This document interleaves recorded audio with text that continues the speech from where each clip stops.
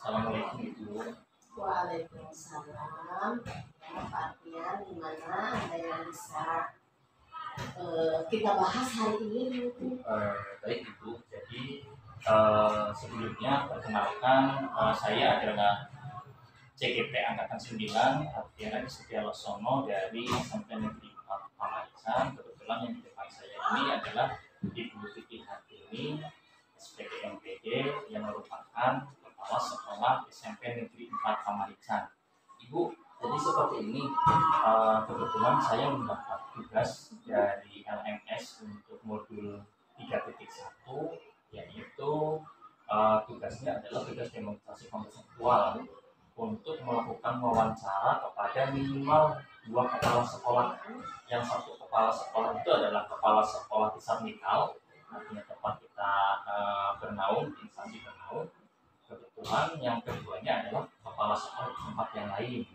Jadi wawancara yang dilakukan ini adalah tentang pengambilan keputusan sebagai pemimpin. Kebetulan Ibu pemimpin di tempat kami. Jadi untuk wawancara yang pertama saya mengajak Ibu untuk mewawancara Ibu sebagai pimpinan di instansi SMP Negeri 4 Pamarican. Pertanyaannya nggak banyak Bu, cuma sekitar tidak lebih dari 10. Baik, insya Allah akan saya jawab sekemampuan saya ya Pak. Siap Ibu. Sudah siap Ibu? Insya Allah. Ini pertanyaannya saya mengambil dari LMS Ibu. Untuk pertanyaan yang pertama Ibu, selama ini Ibu, kira-kira dari beberapa kasus di sekolah ya Ibu, itu kan kadang-kala ada yang termasuk ke dalam dilema etika dan ada yang masuk ke dalam rujukan moral. Kira-kira Ibu biasanya Ibu untuk mengidentifikasi beberapa kasus di sekolah, itu merupakan kasus dilema etika atau rujukan moral, itu langkah-langkahnya bagaimana? Secara simpelnya Pak Arfian, mungkin kalau yang namanya dilema etika itu mungkin etika yang saya anut itu kan berarti mengalami dilema. Ya. Mengalami dilema berarti saya akan memilih yang mana, akan condong ke yang mana. Misalnya ada permasalahan itu menyangkut dua belah pihak atau dua orang, mungkin saya mengalami dilema akan dibela yang mana nih, pihak yang mana yang harus saya bela gitu ya. Mungkin itu yang namanya dilema etika. Jadi terjadi dilema dalam diri saya tentang etika yang saya anut selama ini. Mungkin itu ya. Mungkin kedua belah pihak itu sama-sama harus dibela. Ya. Karena mungkin sama-sama benar. Itu yang saya tahu ya tentang dilema etika. Sedangkan tentang permasalahan yang termasuk rujukan moral itu mungkin sangat menyangkut pribadi, prinsip saya sebagai pemimpin dalam memutuskan permasalahan tersebut. Jadi mungkin ada hal-hal yang di luar kehendak saya, maksudnya ada seseorang yang datang misalnya, ini contoh kasus saja ya supaya Pak Arfian ada gambaran gitu ya. Yang telah saya alami di sini, mungkin ada seorang penerbit yang datang kepada saya menawarkan pengadaan buku, kebetulan bukunya buku literasi. Waktu itu penerbit tersebut mengiming-imingi keuntungan untuk saya sebagai kepala sekolah. Dan kalau misalnya saya mungkin terbujuk oleh ininya dan moral saya mungkin tidak masih kurang, masih rendah, mungkin itu sangat menguntungkan saya karena penawaran tersebut menguntungkan memang buat saya secara pribadi gitu. Jadi ditawarkan keuntungan yang persenan dari harga buku tersebut dan itu dibayar oleh bos. Tapi saya tidak serta-merta meskipun dia menawarkan keuntungan untuk pribadi saya tidak serta-merta menyetujuinya. Karena apa? Karena saya di sini bukan berdiri sendiri, tapi saya sebagai teamwork. Ya. Jadi punya tim yang bekerja dalam pengadaan sarana prasarana termasuk buku. Apakah buku tersebut diperlukan atau tidak di sekolah ini? Saya harus ada pembicaraan dulu dengan guru-guru yang bersangkutan, mungkin yang guru bahasa untuk pengadaan perpustakaan, kemudian petugas perpustakaan dan yang lainnya. Setelah dibutuhkan mungkin akan saya ambil, tapi karena tidak membutuhkan ya jadinya tidak saya ambil meskipun itu menawarkan keuntungan. Itu mungkin yang disebut bujukan moral, Pak. Ya. Jadi biasanya ibu itu mengidentifikasi kalau kasusnya terjadi secara langsung ya Bu ya. Iya. Etika dan bujukan moral. Iya. Dan mungkin kalau misalnya dilema etika itu hanya kita ingin membela yang mana karena kedua-duanya benar. Iya. Tapi kalau bujukan moral itu mungkin akan ada hal yang pelanggaran lah. Sudah terlihat jelas dari awal gitu. Ya. Berarti kalau dilema etika itu biasanya memilih angkanya sama-sama benar ya Bu ya? Betul. Dan kalau bujukan moral berarti sudah kelihatan dari awal ada sesuatu yang mungkin kurang benar ya Bu ya. Dan itu lebih mudah diidentifikasi. Baik. Jadi saya jadi tahu ini Bu. Selanjutnya ini ada pertanyaan kedua Bu. Pertanyaannya adalah bagaimana Ibu melakukan pengambilan keputusan di sekolah, terutama di sini yang Ibu pimpin, terutama untuk kasus-kasus yang sama-sama benar. Keduanya sama-sama benar atau dilema etika lah kalau kita menyebutnya.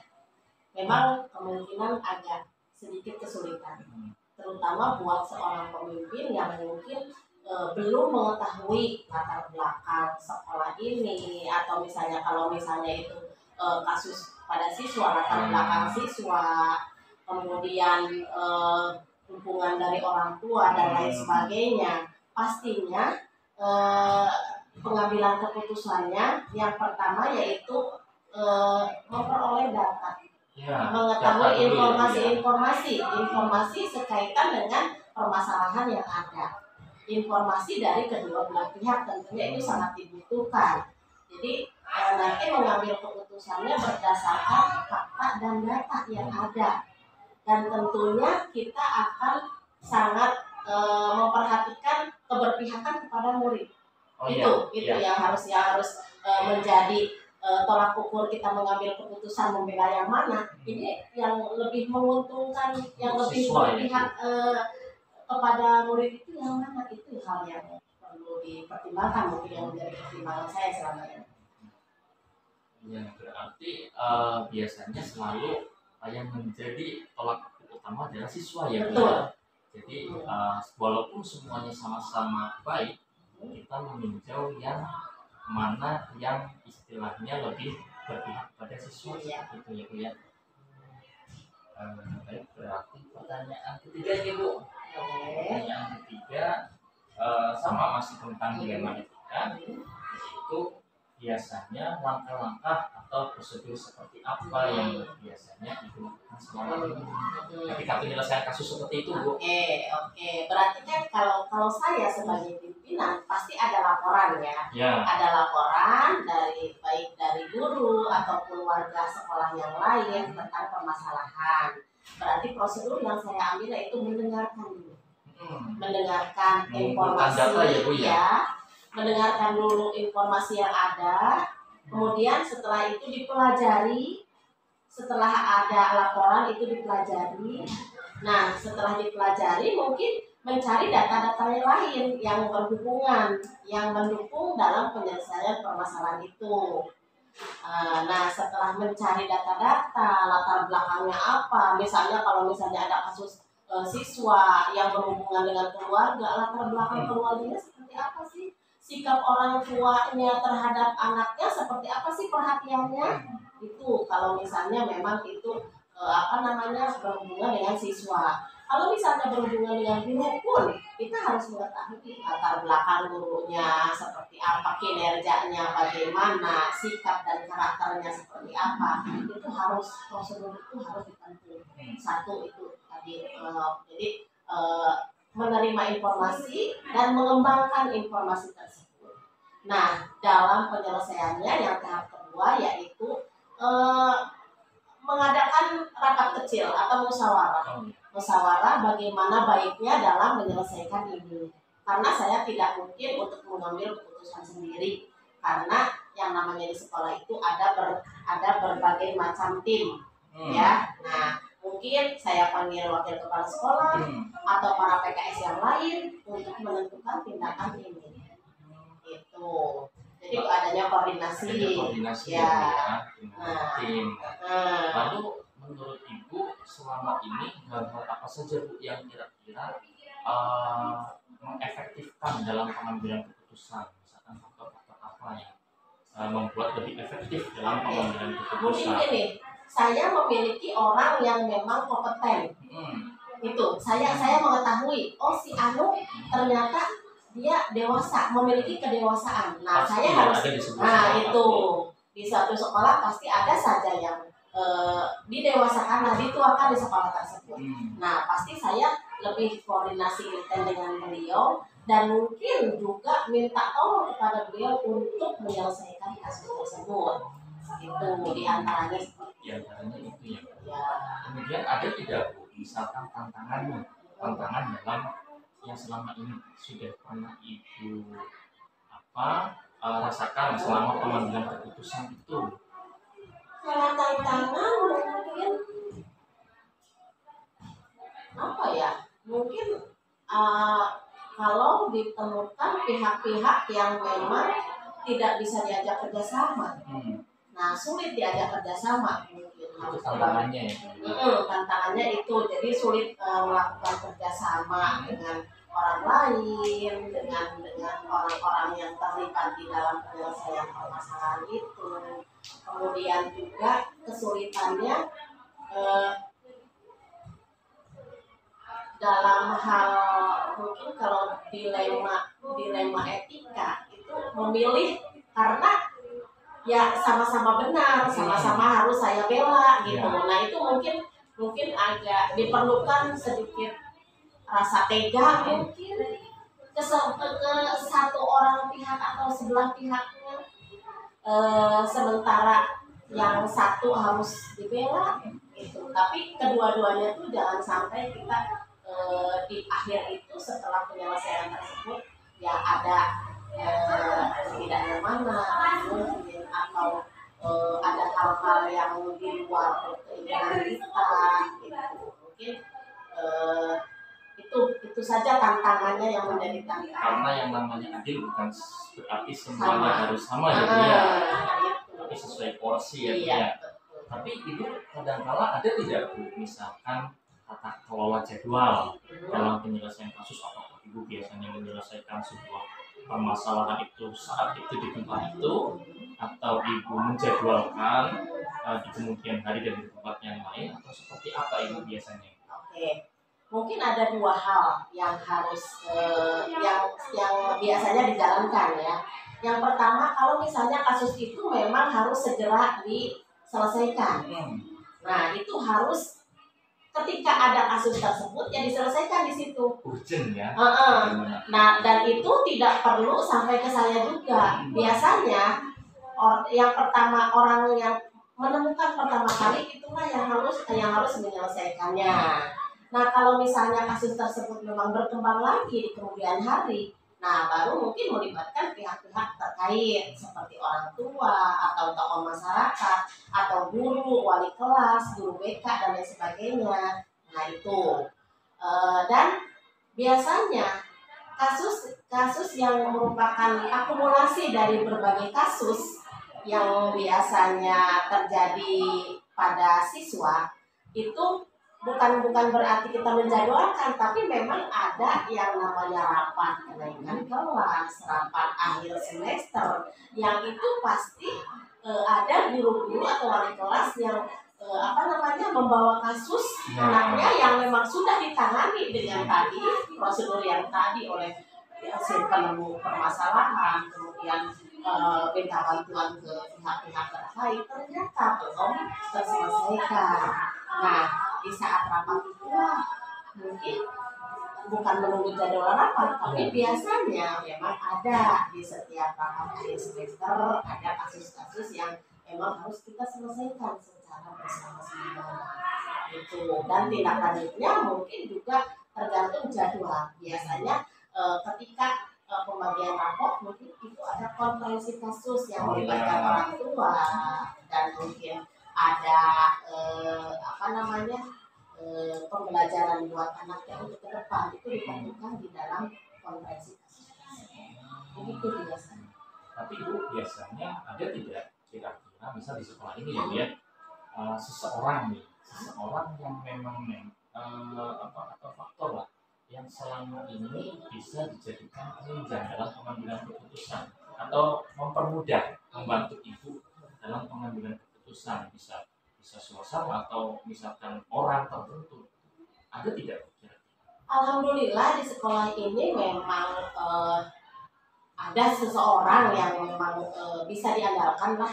Kalau misalnya saya sedang tidak ada di tempat, ternyata terjadi kasus-kasus yang ini, kebetulan beliau juga standby dekat dengan sekolah dan beliau juga saya beri tanggung jawab sebagai wakil. Jadi alhamdulillah beliau bisa menangani semua permasalahan dengan kerjasama dengan guru-guru yang lain juga.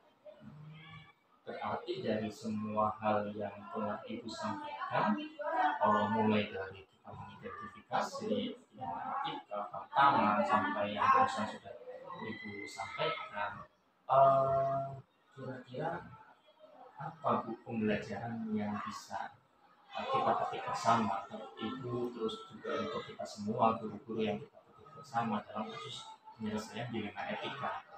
Yang pertama, tidak ada masalah yang tidak ada penyelesaian. Ya. Tuh. Yang kedua, komunikasi, koordinasi itu sangat penting dalam menyelesaikan. Yang ketiga, berikan tanggung jawab kepada seseorang untuk menyelesaikan terlebih dahulu, karena itu akan mendewasakan kita. Permasalahan itu bisa mendewasakan kita dan menjadikan kita lebih bertanggung jawab. Itu saja sih. Terakhir Bu, ini pertanyaan tambahan tidak ada dalam LMS. Mungkin kira-kira ada tidak quotes hari ini Bu untuk misal untuk wejangan kami para guru-guru apabila menemukan kasus dilema etika Bu? Oke, dilema etika ya. Selalu mengambil keputusan yang berpihak kepada siswa. Itu utamakan keputusan itu berpihak kepada siswa. Dan ingat tadi itu juga udah saya sampaikan bahwa tidak ada permasalahan yang tidak ada jalan keluar. Tidak ada jalan keluarnya. Artinya berarti kita harus menempuh prosesnya dulu untuk mendapatkan hasil penyelesaian yang bisa baik untuk semua. Siap. Itu pertanyaannya Bu, tidak banyak kan ya. Terima kasih sekali sudah meluangkan waktu. Terima kasih kepada SMP Negeri 4 Pamarican, terutama pimpinan SMP Negeri 4 Pamarican dalam hal ini pihak SPD MPG untuk kesempatan mewawancara dan mengambil ilmu dari sesi wawancara tersebut. Untuk wawancara kali ini telah saya tutup. Wabillahi taufiq wal hidayah. Wassalamualaikum warahmatullahi wabarakatuh. Waalaikumsalam warahmatullahi wabarakatuh. Assalamualaikum warahmatullahi wabarakatuh. Waalaikumsalam. Perkenalkan, saya Arfian Adi Setialaksono, saya CGP Angkatan 9 Kabupaten Ciamis dari SMP Negeri 4 Pamarican. Saat ini saya bersama dengan Pak Aas Badrussalam, SPD. Beliau adalah Kepala Madrasah Aliyah Al-Falah, Kecamatan Purwodadi, Kabupaten Ciamis. Selamat sore Pak As. Selamat sore Pak Apik. Jadi Pak As ini adalah seorang pimpinan dari sebuah sekolah, yaitu Madrasah Aliyah setingkat SLTA dalam naungan Kemenak. Karena Madrasah Aliyah jadi naungan Kemenak, nama sekolahnya adalah Madrasah Aliyah Al-Falah, terletak di Kecamatan Purwodadi, Kabupaten Ciamis. Ini Pak As, jadi saya mendapat tugas guru penggerak itu untuk membuat video demonstrasi kontekstual dengan harus mewawancara minimal 2 kepala sekolah, Pak. Satu kepala sekolah adalah kepala di instansi yang instansi ketika saya melakukan tugas, satu kepala sekolah yang lain adalah di instansi yang lain. Kebetulan saya menginginkan untuk mewawancarai Pak As ya Pak, minta waktunya untuk melakukan wawancara. Wawancara ini terkait dengan topik dalam modul 3.1 guru penggerak tentang pengambilan keputusan. Di sini ada yang namanya dilema etika, Pak. Dilema etika dan rujukan moral. Itu nanti topiknya terkait 2 hal tersebut. Pertanyaan yang pertama, Pak As, ini pertanyaannya nggak banyak, Pak, kurang lebih paling 10 lah. Pertanyaan yang pertama adalah Pak As, bagaimana caranya Pak As ini mengidentifikasi kasus yang namanya, yang mana kasus dilema etika dan yang mana kasus rujukan moral selama ini, Pak As? Baik, terima kasih Pak Arfi. Untuk etika dan juga tentang etika dulu. Ya. Tentang etika itu sesuatu yang memang sangat penting, terutama ketika para siswa ataupun warga madrasah yang ada di sekolah, yang ada di madrasah. Tentang etika itu harus nomor 1, dijadikan nomor 1 karena poin terpenting yaitu ada pada etika seseorang, etika guru, etika kepala madrasah, terutama ketika mengambil sebuah kebijakan yang dimana tentang etika tadi yang disebutkan ataupun tentang moral, ya, dimana kepala madrasah memang harus bisa menentukan kebijakan-kebijakan mengenai tentang etika moral, terutama ketika memang etika itu tidak terwujud di sebuah madrasah, di sebuah lembaga pendidikan, karena memang paling pentingnya itu adalah tentang etika, ya, dari mulai guru, dari mulai siswa, kepala madrasah yang harus bisa menentukan, menjadikan sebuah kebijakan-kebijakan yang adil, ya. Kemudian juga tentang terkait pembangunan moral, ya, yang ini sangat penting juga karena masih berhubungan tentang etika dan juga tentang moral yang harus selalu dijalankan. Mungkin saya atas nama kepala madrasah, ya, ketika memang harus berikan pertanggungjawabkan untuk selalu meluluskan kepada para siswa, kepada para guru, supaya memberikan yang terbaik, yang memberikan seadil-adilnya kepada para siswa dan juga memberikan pemahaman kepada para siswa tentang etika juga moral yang setidaknya kita, terutama saya sebagai kepala madrasah, memberikan contoh suri tauladan yang baik kepada mereka, ya, yaitu termasuk juga para guru yang harus terdepan selalu memberikan etika yang baik yang diperlihatkan kepada para siswa. Berarti itu cara Bapak untuk mengidentifikasi ya Pak ya, mana yang kasus dilema etika, mana yang rujukan moral, seperti itu. Karena kadangkala kita kan di madrasah itu etika itu sangat penting ya Pak ya. Iya, sangat penting etika itu. Kemudian yang namanya dilema etika itu kan biasanya Pak, itu ketika Bapak sebagai seorang pemimpin dihadapkan dengan kasus yang mana keduanya ini sama-sama benar Pak. Ini dilema etika ini, sama-sama benar. Itu Bapak harus memilih salah satu yang misalkan lebih bermanfaat, seperti itu Pak. Kira-kira Pak, selama ini dalam mengambil keputusan di sekolah Bapak, di mana Bapak dihadapkan kepada 2 kasus yang seperti itu, semuanya sama-sama benar nih Pak. Biasanya Bapak bagaimana cara pengambilan keputusannya Pak di sekolah yang Bapak pimpin? Memang itu satu dilema yang pasti menjadikan sebuah dilema bagi saya, khususnya kepala madrasah, di mana harus bisa memutuskan, ya yang kasusnya sama-sama benar, apalagi ini tentang warga madrasah. Mungkin sebagai kepala madrasah, ya saya harus bisa meninjau ulang tentang mana manfaat, mana madarat, mana yang terbaik ataupun yang tidaknya, jangka panjang ataupun jangka pendek, sehingga tidak banyak merugikan orang lain dan menjadikan unsur yang pertama itu mungkin harus menjadikan sebuah memberikan pemahaman kepada mereka, dan juga unsur musyawarah nanti saya juga harus bisa memberikan ataupun menginstruksikan, merapatkan kepada para guru terkait tentang kasus ini misalnya. Nanti saya sendiri bisa memutuskan yang terbaik, jalan yang terbaik, dan juga memberikan pemahaman kepada keduanya ya bahwa hal ini jangan sampai terulang dan hal ini harus ada pemecahan masalahnya sehingga nanti ada jalan keluarnya masing-masing tanpa merugikan salah satu pihak. Tanpa merugikan salah satu pihak ya Pak, Iya. kuncinya berarti. Ya, itu. Berarti di situ saya dengar Bapak itu merapatkan dengan guru. Berarti ada langkah-langkah ya Pak, prosedur. Prosedur. Biasanya prosedur ketika menempuh sebuah keputusan itu bagaimana Pak?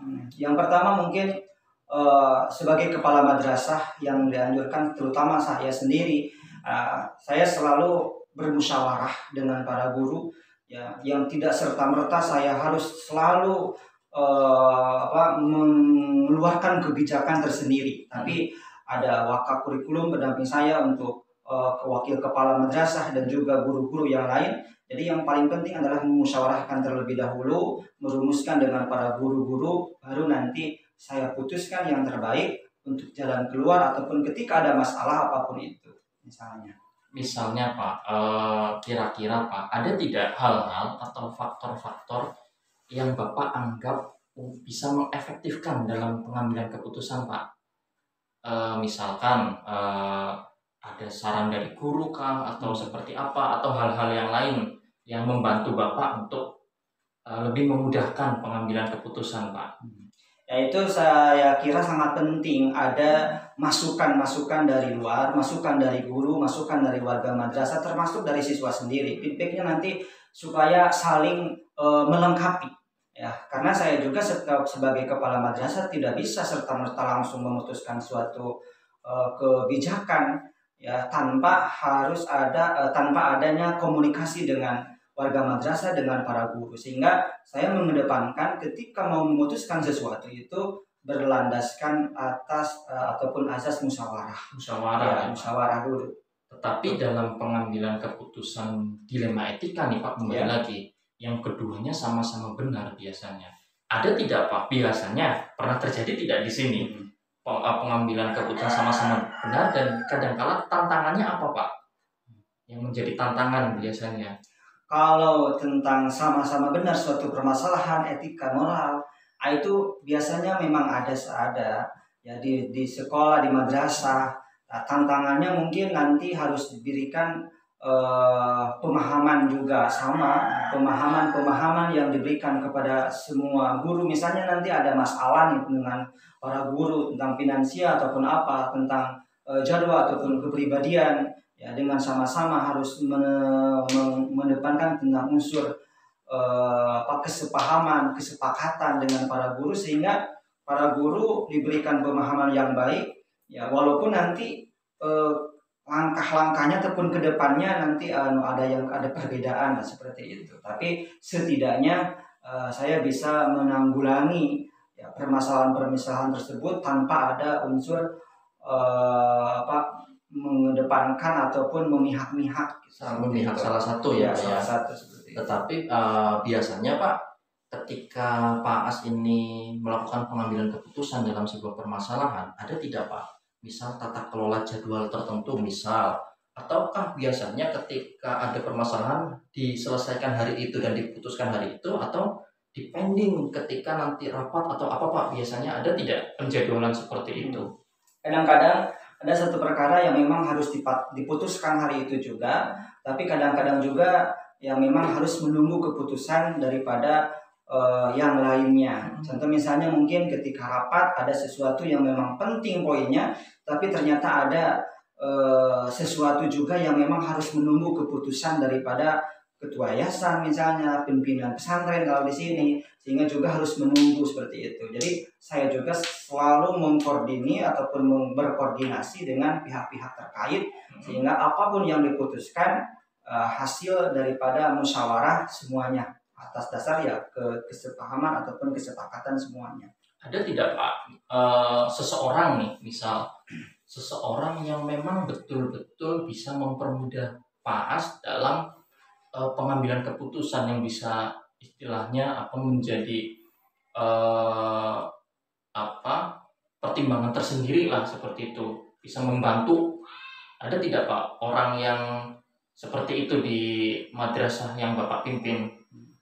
Ya, ada, karena saya juga tidak bekerja sendiri ya. Di sekolah ada wakaf kurikulum, ada wakaf kesiswaan, ada bendahara, itu semua dikerjakan oleh masing-masing bidangnya, sehingga ketika ada masalah kemudian saya juga bisa bermusyawarah dengan mereka dulu ya, apa latar belakang dan yang terbaik untuk saya putuskan. Jadi sangat membantu lah mereka, para guru, terutama guru-guru dan juga yang diberikan jabatan tertentu ya, yaitu untuk untuk membantu sebagai saya kepala madrasah. Itu sangat membantu sekali mereka untuk memutuskan sesuatu hal yang sangat penting, yang sangat urgent seperti itu. Ini yang terakhir Pak, dari sekian lama Bapak memimpin di madrasah, pasti banyak sekali permasalahan dan pengambilan keputusan yang harus Bapak ambil. Ya. Ada tidak Pak saran atau misalkan pembelajaran Pak yang bisa Bapak sampaikan untuk menjadi pembelajaran untuk kami rekan-rekan guru yang lain yang selama ini dari pengalaman Bapak tentang pengambilan keputusan Pak? Tentunya banyak sekali, karena para guru dengan latar belakang yang berbeda, dengan kebiasaan yang di rumahnya masing-masing berbeda. Kemudian karena di sini DM Al-Falah ini mengedepankan tentang akhlakul karimah dan juga tentang berbasis pesantren, sehingga memang guru di madrasah kami di sini ya harus yang sesuai dengan kriteria pesantren. Dari mulai pakaian, dari mulai adab, sopan santun, kemudian kalau perempuan tidak boleh pakai celana seperti itu, harus pakai rok seperti itu, karena mengedepankan nilai-nilai dan juga di pesantren, sehingga mereka juga para guru sudah tahu dan sudah mengerti dalam keadaan apa lingkungan madrasah, lingkungan yang di bawah naungan pesantren, sehingga para guru dan juga para siswa ya dengan tentunya harus mengedepankan akhlakul karimah dengan kebiasaan-kebiasaan yang ada di madrasah, dan para guru juga sama sudah diberikan pemahaman dengan latar belakang yang berbeda, terutama apalagi dengan tentunya dengan masalah finansial ya, dengan gaji, honor dan lain sebagainya, mereka sudah paham seperti itu. Ya, itu adalah memang luar biasa wawancara kali ini dengan Pak Aas. Banyak ilmu-ilmu yang bisa saya ambil, mudah-mudahan ilmu tersebut bisa saya implementasikan, saya bagikan ke rekan-rekan, bahkan ketika mungkin saya nanti menemukan permasalahan, bisa saya mengingat kembali apa yang Pak Aas sampaikan dan bisa saya terapkan seperti itu.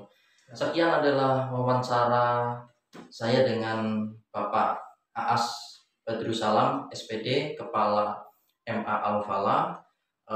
Beliau alhamdulillah sudah memberikan banyak ilmu ya Pak ya. Terima kasih Pak atas kesediaan waktunya. Terima kasih sekali. Untuk sesi kali ini saya tutup. Wabillahi taufiq wal hidayah. Wassalamualaikum warahmatullahi wabarakatuh. Waalaikumsalam warahmatullahi wabarakatuh.